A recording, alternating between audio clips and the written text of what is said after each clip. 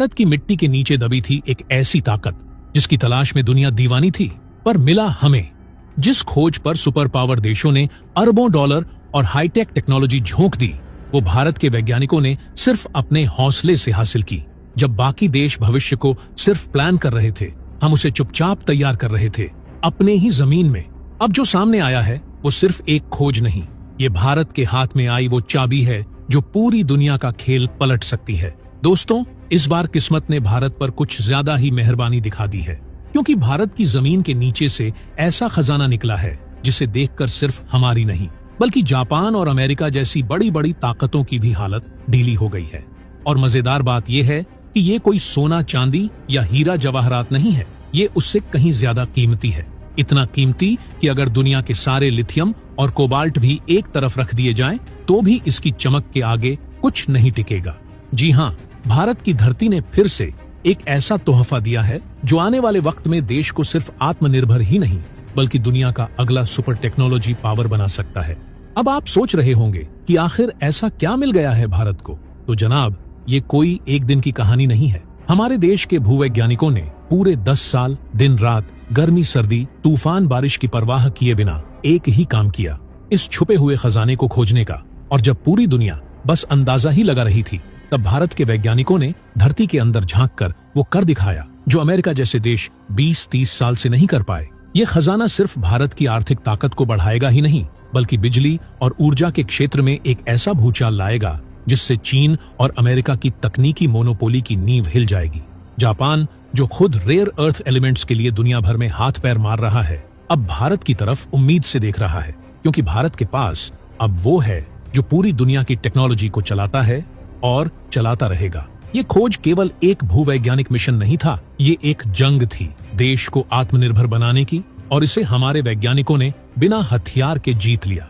और ये जीत सिर्फ उनकी नहीं है, ये पूरे भारत की है। तो दोस्तों, चलिए अब इस वीडियो में जानेंगे कि भारत को मिला है कौन सा खजाना, क्यों ये बाकी धातुओं से 1000 गुना ज्यादा कीमती है, और कैसे ये भारत की तकदीर को नई दिशा देने जा रहा है। लेकिन आगे बढ़ने से पहले, जिन वैज्ञानिकों ने 10 साल तक बिना किसी शोहरत के, बिना किसी सेल्फी के इस देश के लिए अपना सब कुछ झोंक दिया, उनके सम्मान में इस वीडियो को एक लाइक जरूर कर दीजिए और कमेंट बॉक्स में जय हिंद लिखना ना भूले। दोस्तों, आज जो कुछ भी भारत के हाथ लग रहा है वो सिर्फ किस्मत का खेल नहीं है, ये है आत्मनिर्भर भारत की मेहनत, वैज्ञानिकों का जुनून और देश की मिट्टी से मिलने वाला सच्चा वरदान। भारत अब किसी की दादागिरी नहीं मानता। आज भारत ने जो रास्ता चुना है वो साफ कहता है, अब हम दूसरों पर निर्भर नहीं बल्कि दुनिया को दिशा देने वाले बनेंगे। कुछ ही वक्त पहले जम्मू कश्मीर की वादियों ने लिथियम का खजाना उगला था, और अब उसी खोज ने भारत को नई ऊर्जा दे दी है।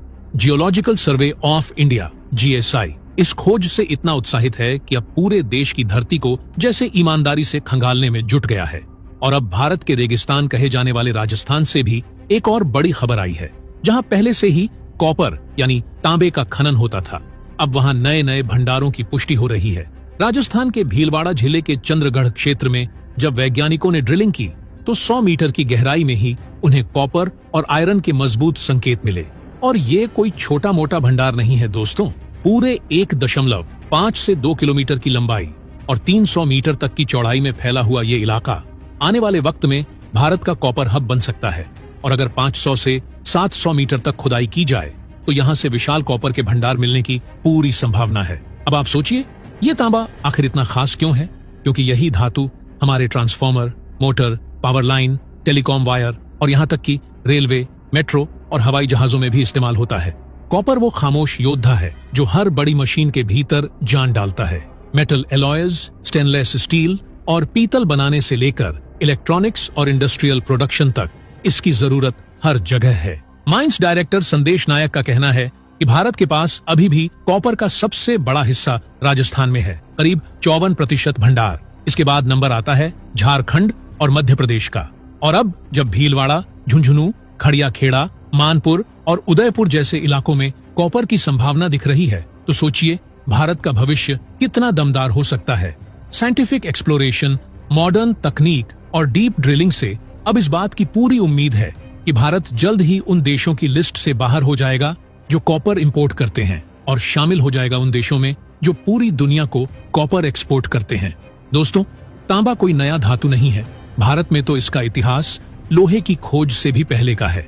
हमारे पूर्वज तांबे के सिक्के, मूर्तियां, बर्तन और मंदिरों की घंटियां बनाते थे। यानी भारत का रिश्ता तांबे से सदियों पुराना है। और अब वही तांबा फिर से भारत की तकदीर बदलने आ गया है। और अब वही तांबा फिर से भारत की तकदीर बदलने आ गया है। और अब सवाल ये है कि ये कॉपर और रेयर एलिमेंट्स हमारे लिए सिर्फ खनिज भर हैं या फिर आने वाले कल की सबसे बड़ी टेक्नोलॉजी क्रांति का आधार। चलिए जानते हैं आगे। दोस्तों, दुनिया की नजरें अब रेयर अर्थ एलिमेंट्स और कॉपर जैसे मेटल्स पर इसलिए हैं क्योंकि आने वाला भविष्य पूरी तरह ग्रीन एनर्जी, इलेक्ट्रिक मोबिलिटी और हाई एंड इलेक्ट्रॉनिक्स का होगा। और इन सभी क्षेत्रों में कॉपर एक मूल धातु बनकर उभर रहा है। आप सोचिए, जितनी भी इलेक्ट्रिक व्हीकल्स ईवीज बनती हैं, उनमें सामान्य गाड़ियों से 4 गुना ज्यादा कॉपर लगता है। इसका मतलब ये कि जैसे जैसे ईवी मार्केट बढ़ेगा, कॉपर की डिमांड भी आसमान छुएगी। इसी तरह दुनिया में 5G और फिर 6G जैसी नेटवर्किंग टेक्नोलॉजीज को सपोर्ट करने के लिए टेलीकॉम सेक्टर में भारी मात्रा में कॉपर की जरूरत पड़ेगी। यहां तक कि solar panel, wind turbine, smart grid system, इन सभी में कॉपर का रोल मुख्य होता जा रहा है।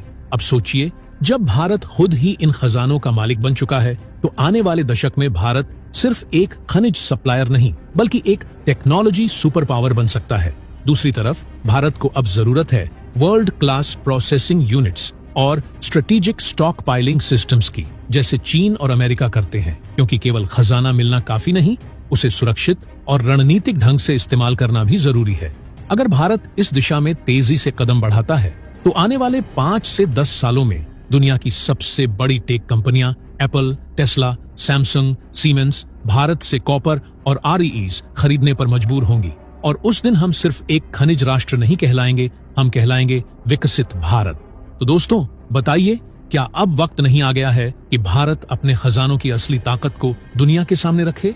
कमेंट बॉक्स में बताइए कि आप इस खोज को लेकर क्या सोचते हैं। जय हिंद।